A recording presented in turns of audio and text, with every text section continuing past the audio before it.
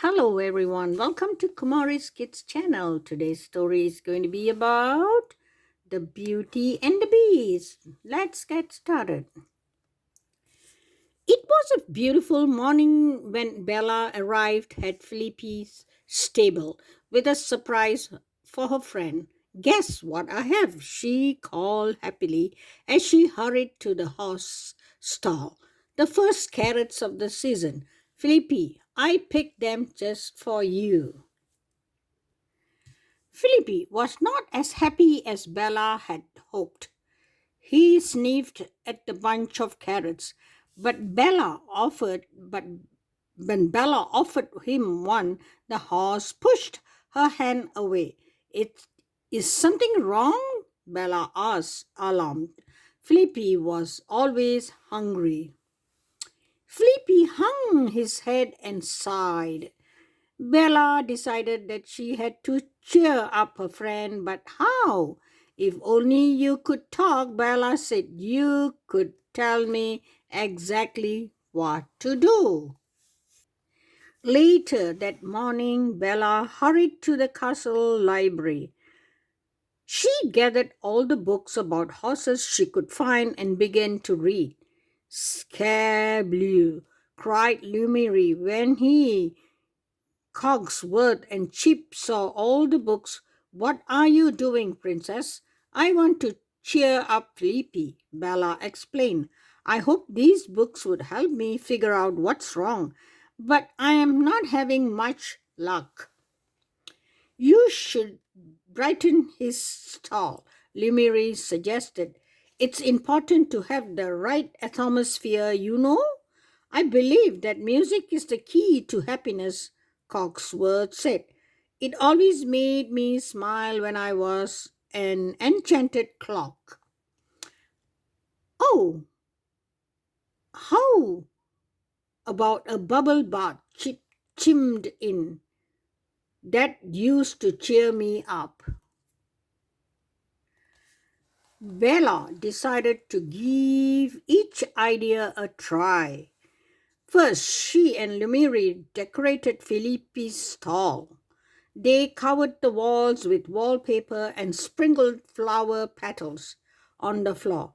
They piled pillows in the corners, hung curtains on the windows, and strung up beaded garlands. For a final touch, they hung a chandelier from the ceiling. Why, la, Limerick exclaimed, what more could a horse ask for? Flippy stared sadly outside the window. I wish I knew, said Bella. Next, Cogsworth brought an orchestra to the stable. Bella, Limerick, and Chip listened politely as Cogsworth led the musician through a very long concert. Flippy didn't seem to enjoy the music though. Finally, Bella saw to it that Philippe was treated to a bubble bath fit for a king. If this doesn't make him smile, Bella told Chip, I don't know what will. In the end, although he was shiny and sweet smelling, Flippy was still glum, and Bella was still puzzled. Maybe the prince will know what to do, Chip suggested. Bella thought that was an excellent idea.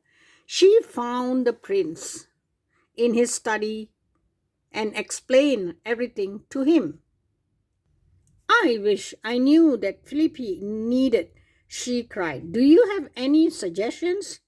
The prince thought for a moment. Maybe a walk would do him good, he said. That always used to cheer me up. Of course, Bella agreed. That's a wonderful idea.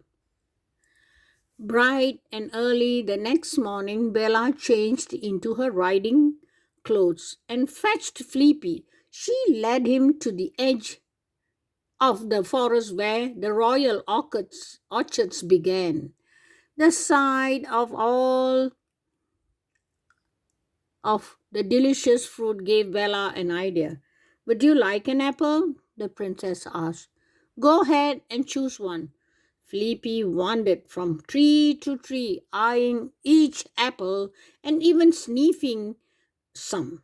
But he looked sad, and his steps were slow and heavy. It was clear his heart wasn't in it. They continued until they reached a meadow. All of a sudden, Philippe's ears pricked up and his head snapped to attention. Then he charged off like a racehorse.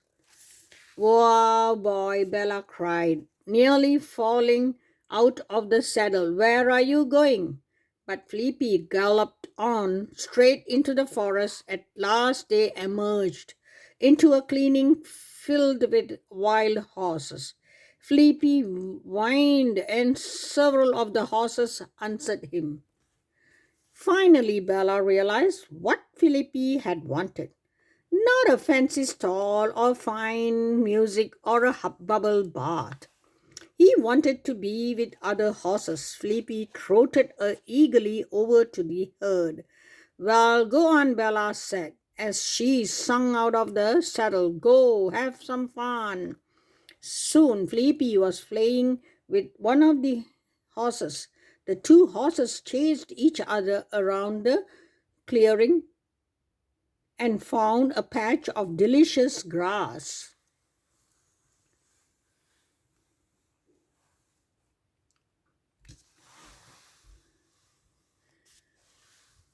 All too quickly, the day was over and the sun began to set. Oh, goodness, we have got to get going. I promise we'll come back soon, As they, Bella and Felipe told. As they started toward the castle, Bella heard the sound of hoofs behind him. Well, look at that, Felipe, she exclaimed. It's your new friend. The horse who had played with Felipe all afternoon was following them home. By the time they reached the castle, their two horses were walking side by side. Welcome to our castle, Bella told the new horse. When they arrived, we are honored to have you as our guest. To show the horse she meant it, Bella fixed up the stall next to Felipe's. There, she said when she was through. Now, this looks like a stable where a horse or two could live happily ever after. And that is exactly what they did.